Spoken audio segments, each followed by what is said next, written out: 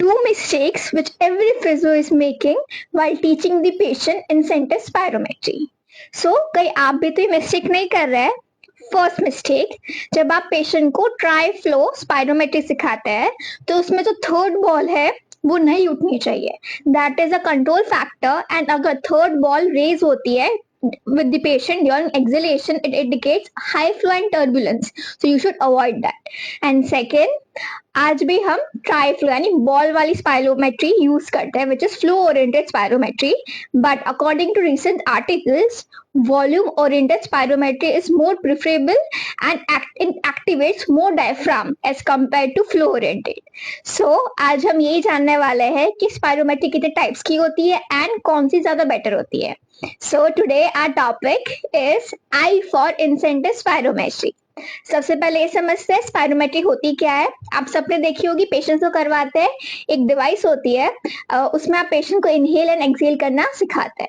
So incentive spirometry it works on the principle of sustain maximal inspiration. So mostly ये जब patient post operated होते हैं and उनको atelectasis होने के चांसेस बढ़ जाते हैं या लंग कोलैप्स कोई कंडीशन प्रिडिस्पोज कर रहे होते हैं, तब हम इंसेंटिव स्पायरोमेट्री सिखाते हैं. इंसेंटिव स्पायरोमेट्री से फर्स्ट आपका लंग एक्सपांशन होता है, सेकेंड आपके कोलैटरल चैनल्स ओपन अप हो जाता है. एंड ये दो टाइप्स के होते हैं. First is flow oriented incentive spirometry and second is volume oriented spirometry. हम सबने मोस्टली फर्स्ट वाली ज्यादा देखी है, हमने सेकेंड वाली मोस्टली बहुत ही कम क्लिनिक्स या हॉस्पिटल्स में हम देखते हैं. सो फ्लो ओरिएंटेड स्पायरोमेट्री बहुत टाइप्स की होती है, that is tri flow, medi flow, मेटिजाइसर. तो इसमें क्या होता है, मैं 3 बॉल्स होते हैं जो 3 चैम्बर्स में होता है, एंड आप अगर हर एक चैम्बर में देखेंगे, सो फर्स्ट चैम्बर में होता है 600 cc per second, second tube में होता है 900 cc per second and third tube में होता है 1200 cc per second. ये इंडिकेट करता है जब पेशेंट बॉल को रेज करता है थ्रू इनहेलेशन तो कितनी कैपेसिटी उसकी है इनहेलेशन के लिए. एंड सबसे बड़ा मिथ होता है कि हम इंसेंटिव स्पायरोमेट्री इंस्पिरेशन के लिए यूज कर सकते हैं, विच इज रॉन्ग. हम inspiration as well as expiration दोनों के लिए यूज कर सकते हैं. जब स्पायरोमीटर अपराइट होता है तब हम इनहेल करवाते हैं, एंड जब हमें एक्सहेलेशन प्रैक्टिस करवानी है पेशेंट को तो हम पूरा स्पायरोमेट्री अपसाइड डाउन कर देते हैं एंड एक्सहेलेशन करवाते हैं. During the exhalation only 2 balls should be raised and not the third one, because अगर पेशेंट थर्ड बॉल भी रेज कर रहा है, ये इंडिकेट करता है कि पेशेंट एक सूडो ब्रीदिंग कर रहा है. यानी अगर आप short breath with sharp forceful exhalation करोगे तो थर्ड बॉल रेज होती है, which should be avoided. Okay, so आपको slow and sustain inspiration and exhalation करवाना है, तभी आप लंग एक्सपांशन में हेल्प कर पाते हैं. अगर पेशेंट की short and forceful inhalation exhalation होती है तो इससे पेशेंट का इंस्पिरेशन एंड एक्सपिरेशन प्रमोट नहीं होता है. So you should avoid that. अब ये ट्राई फ्लो होता है, ये बेसिकली पेशेंट को विजुअल फीडबैक देता है, जिससे पेशेंट को रोज ख्याल आता जाता है कि अब बॉल कितना ऊपर जा पा रही है, कितना सेकेंड्स होल्ड हो रहा है.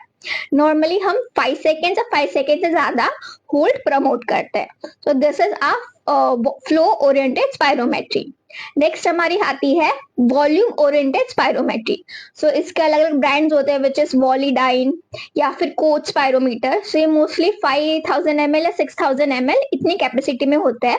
ऐसा फ्लूइड होता है, एंड फ्लूइड से आपको हेल्प क्या होती है पेशेंट को कि पेशेंट फोर्सफुल रेस्पिरेशन से इसको रेज नहीं कर सकता है, जो कि वो बॉल स्पायरोमेट्री में इजीली कर सकता था.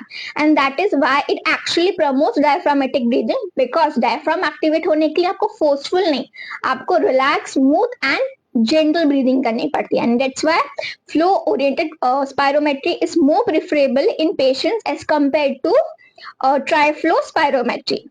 एंड रिसेंट आर्टिकल्स ये भी कहते हैं कि volume oriented post operative cases में ज्यादा बेनिफिशियल है as compare to flow oriented. So ये हमारे 2 टाइप्स हो गए. अब हम पेशेंट को normally 10 times every waking hour prescribe कर सकते हैं टू प्रैक्टिस इंसेंटिव स्पायरोमेट्री. अब ये कौन से इंडिकेशंस है इंसेंटिव स्पायरोमेट्री यूज करने की.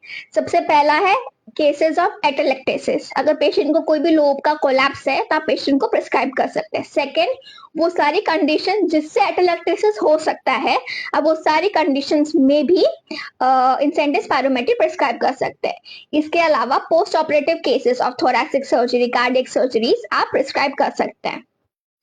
कॉन्ट्राइंडिकेशंस क्या हो सकता है स्पायरोमेट्री के? फर्स्ट, अगर पेशेंट अनकोऑपरेटिव है, पेशेंट अनकॉन्शियस है, तो ऑब्वियसली आप नहीं करवा सकते हो।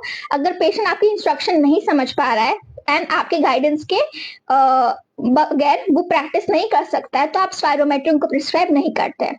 अगर पेशेंट की वाइटल कैपेसिटी बहुत ही लो है, तभी भी आप स्पायरोमेट्री प्रिस्क्राइब नहीं करोगे। तो this are some of the contraindications of incentive spirometry. हम मोस्टली इनको रिस्ट्रिक्टिव कंडीशंस में ज्यादा प्रिस्क्राइब करते हैं because it works on the principle of sustain maximal inspiration. So this was our today I for incentive spirometry. I hope आपने कुछ नया सीखा होगा। फर्स्ट, कि आपको तीनों बॉल को रेस नहीं करवाना है। Third ball is a control factor. अगर पेशेंट कर रहा है, so that is a form of forceful respiration which should be avoided. Second, try to go for volume oriented spirometry. It activates your diaphragm and promotes patient's diaphragmatic breathing. I hope आपको अच्छा लगा हो and stay tuned for next such videos.